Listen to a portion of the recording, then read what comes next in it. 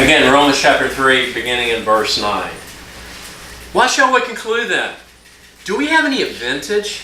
Not at all, for we have already made the charge that Jews and Gentiles alike are all under the power of sin.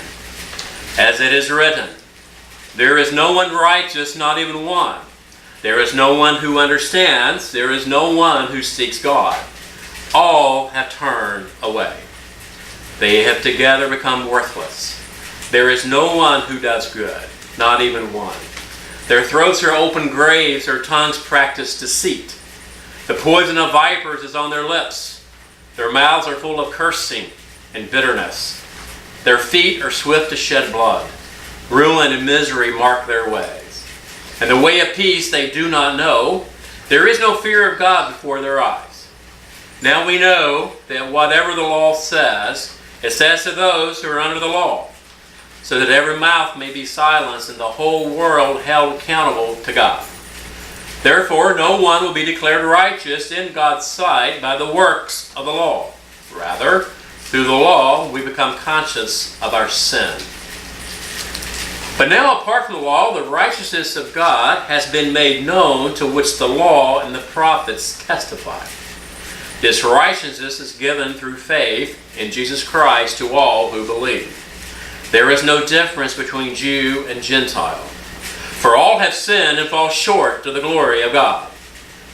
And all are justified freely by His grace, through the redemption that came by Jesus Christ. God presented Christ as a sacrifice of atonement, through the shedding of His blood, to be received by faith. He did this to demonstrate His righteousness, because in His forbearance He had left the sins committed beforehand unpunished. He did it to demonstrate His righteousness at the present time, so as to be just, and the one who justifies those who have faith in Jesus. And may the Lord add His blessings to the reading of His Word. It's interesting that this week in particular, I became very cognizant of those who reject, and we've been talking about Romans, okay?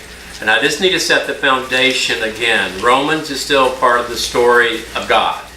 We've been going through now for 2.5 years, Genesis all the way up, and we're now to Romans. So the Apostle Paul has been transformed. He has gone from Saul on the road to Damascus. He was transformed. He saw Christ. There were scales on his eyes. He was baptized. He was learned. He trained for 13 years, or prepared for 13 to 15 years, if I'm not mistaken. Went to Jerusalem, presented to the disciples. They accepted him, but he's called to the Gentiles. So in Romans, and so chapter 1, what is happening is he writes to Rome, and Rome is the capital. It's like Washington, D.C. It's like New York City. And actually, if you go to Washington, there's a lot of statues, okay? Just about every corner of Washington, D.C., there's a statue to someone that you never heard of before. But somebody discovered something, somebody discovered some medicine, or they got a Nobel Prize, and so out in the weeds, in the woods, and trees, you've got a statue to someone. So that's really Rome. Rome is a busy city. Rome is cosmopolitan. Rome is entertainment. Rome is where I want to be. Rome is where all the bars are. Rome is where all the temples are. Rome is where all the sex is happening. Rome is Rome. And so Rome has it going on. So Paul's writing, and he's saying, you know, you've got all of this, but it's to the church in Rome. And he's saying, you still have rejected God, the unknown, the unseen God. And we still find you in Rome, attending the temples and doing as the Romans do. That's the same we do today. When in Rome, do as Rome did. I mean, that still has gone on for 2,000 years now. So let's just remember where we are in the story of God. So now we have gone from Jerusalem to Rome. We have started a few churches out here in the rural areas, and Antioch and Philippi and Colossus and Corinth, and now we're heading to the capital, the city of all cities. I mean, Rome is the center point of the Roman Empire. So with all of that, Paul is just reminding us, right? And he starts this, and Paul is very heavy. He comes right into it. And he's talking to the Gentiles, to the Romans, to the non-Jewish individual. You have no excuse. You see the creative power of the unseen God. The sun rises. The moon is there. The earth hangs. How does it even stay in orbit? How does it even stay in place? So he says you have no excuse. You see the creative power of Christ. You see the creative power of God from the foundations of this earth. And you see it, but you have chosen to reject it. So as we go through Romans, we all need to remember something. God is the God of permissiveness. He permits us to make our choice. I was writing down Tyrone yesterday, and there's a Baptist church, and then there's the Free Will Baptist Church. Well, what's the difference? In the Free Will Baptist Church, you have free will. You have choices you can make. So God is, the unseen God is the God of permissiveness. Now God's wrath is what? We've learned this last week. Is God's wrath getting even with you? Is God's wrath getting so angry with you that He causes you to lose your job? Is God's wrath the one who causes you to be ill?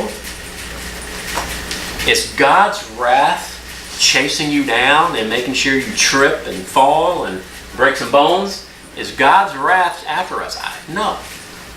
We studied this last week. God's wrath is unrighteousness. God's wrath is, look, God is holy. His word is true. It is, as He says.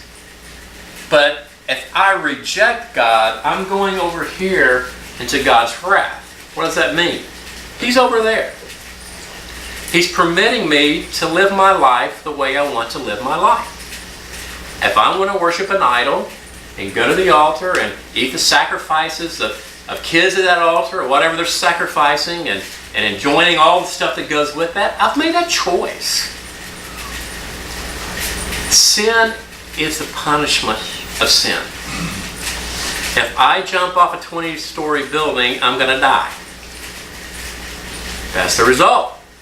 If I'm living outside of the righteousness of God, I am unrighteous. Is there any middle? No. There is no middle. If I reject the God, the unseen God of the creation and created us, and I go over here and I start gossiping and I start tearing down creation, I'm in the wrath of God. I'm in the judgment of God. It is through God, though, calling us.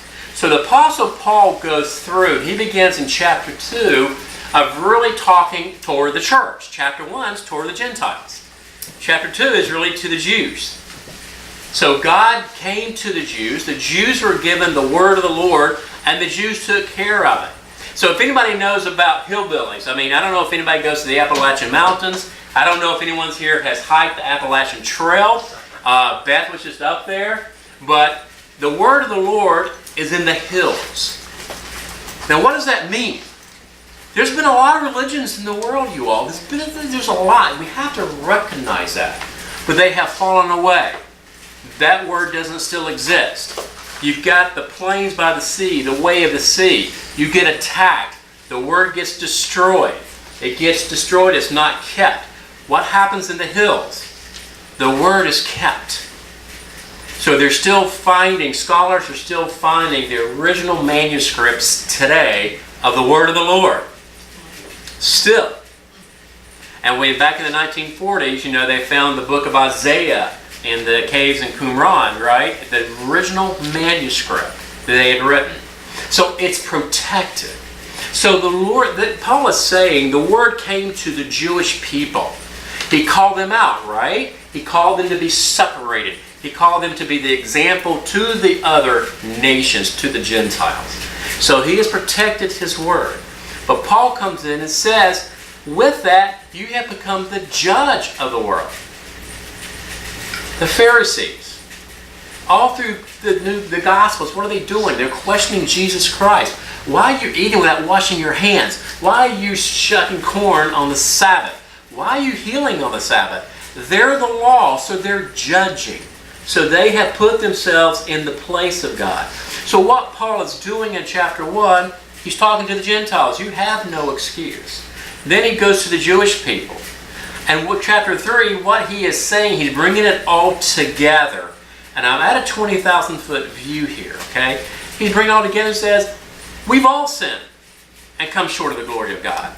There is no difference. Jew and Gentile both have sinned.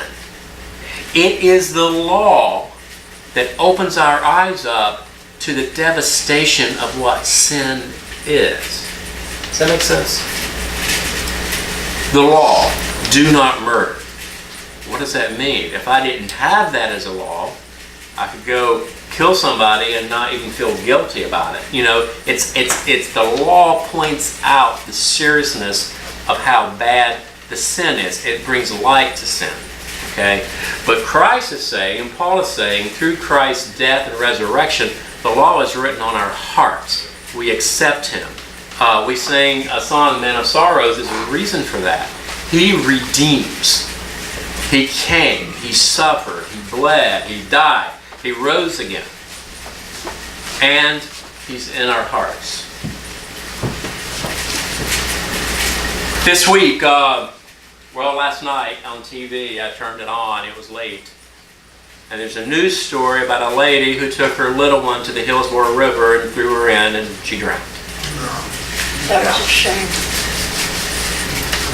Then I see an interview from one of the lady's cousins saying, oh, she's not that way. She's really a good lady. And we support her. I attended this week a funeral of my cousin who was involved with a murder-suicide. Well, he didn't mean to. He was a good man.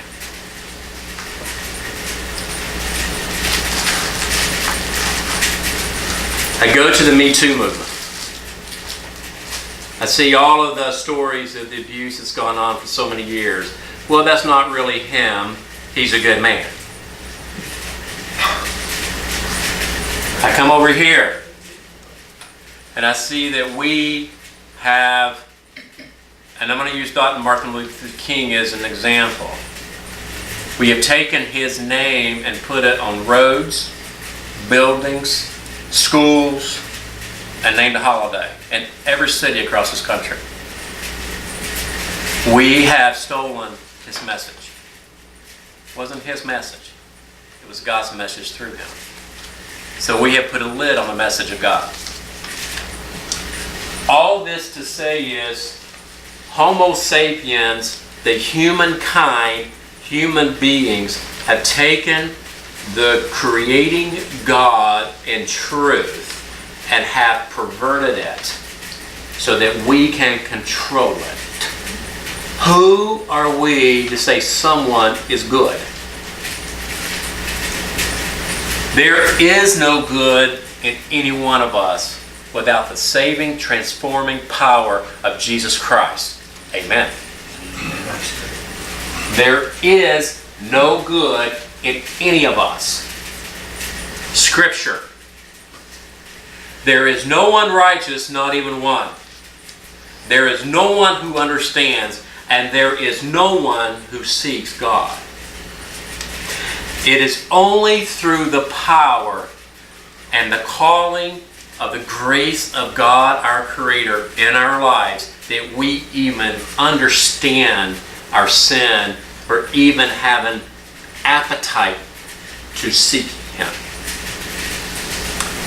Today, in our world, we are still going after the little gods. Whether it be in politics, whether it be in the banking world, whether it be in the court system, the justice system, whether it be in social injustice, whether it be in our own homes, we have become the God of others. We have become, listen, I hope I get this through, the God of others. We have a tendency to say, you know better. Yesterday, meeting with a gentleman late at night who is actually, Pastor Rapp knows him, but I don't want to bring his name out. But his cousin, and he shares with me that growing up, his cousin is really good. Does for others, kind. But yesterday he was arrested. Child abuse to one under 1 year of age. Not sexual, but shaking. I don't know what the whole story is. Beth just experienced that with her own daughter.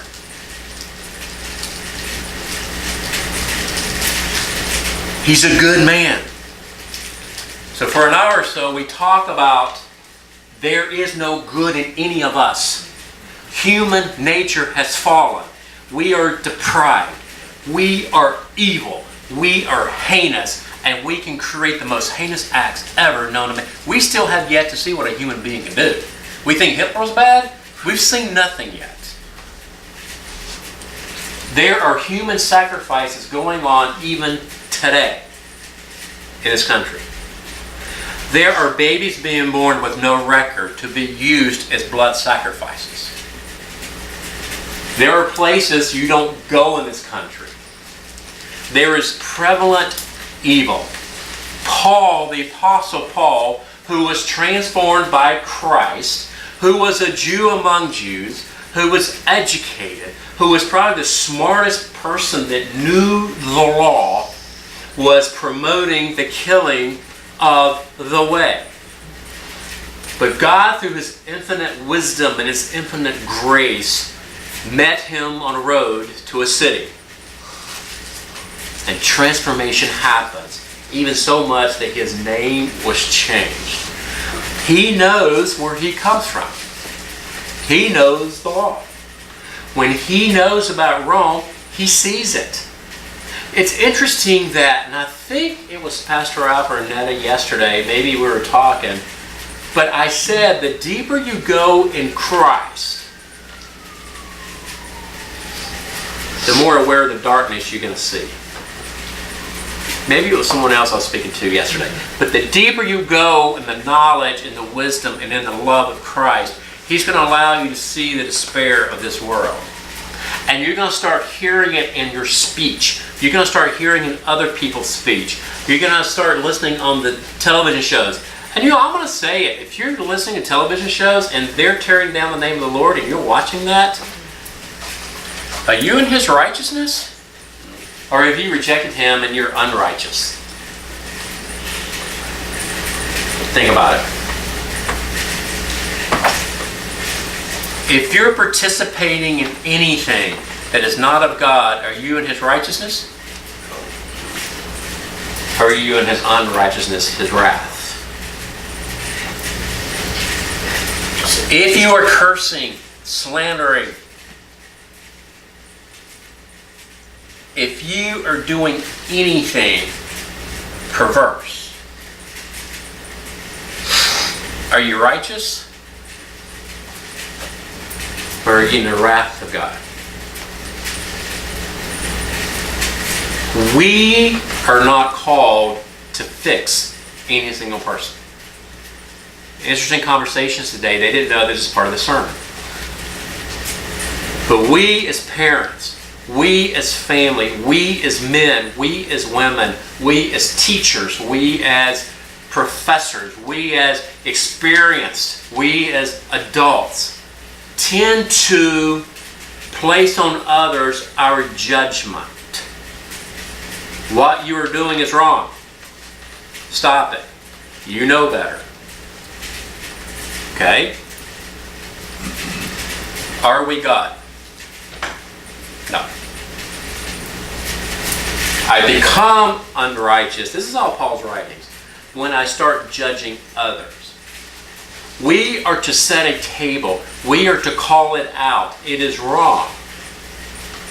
Corporately, there are those who participate, but we are not called to judge that individual. We are calling to say there is a difference of being righteous. Choose righteousness. Now, if you get a scholarship to college, what are you to do? If you get a baseball scholarship, so I think the Rays, I think I read it when we got a player from San Diego or from Oakland, I don't know where, and they have not performed. In fact, they're already on the disabled list and played one game. Paid millions for it. That doesn't make sense, does it? So what are we to do with that? What's he to do? He was bought at a price to play a baseball game. He's not living up to it. So is he fulfilling his duties? No. When God leads us to be righteous, what are we to do? Be righteous. Right. Thank you, Big Mom. Be righteous. What is being righteous?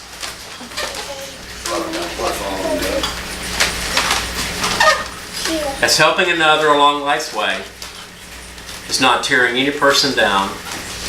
It is forgiveness. It is forgiveness. It is forgiveness. It is feeding those who are hungry. It's visiting those in prison. It's doing for others. It is God's righteousness.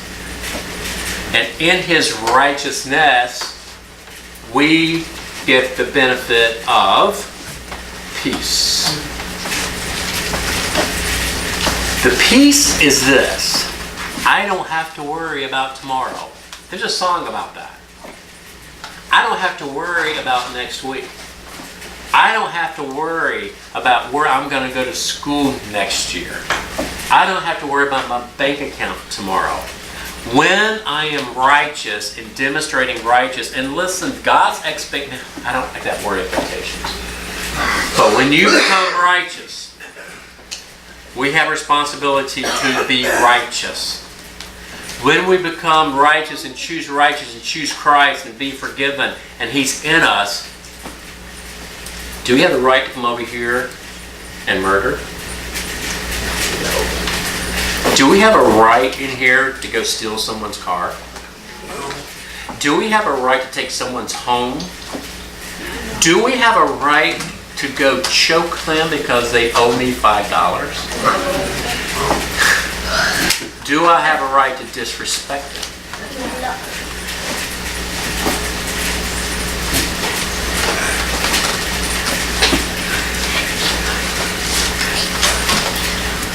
The righteousness of God never fails. May I say it again? The righteousness and faithfulness of God to us created, I'm going to say it, Homo sapiens, humanity, mankind, never fails. His justice is never ranked upon human justice. In the Old Testament, can you remember the times the people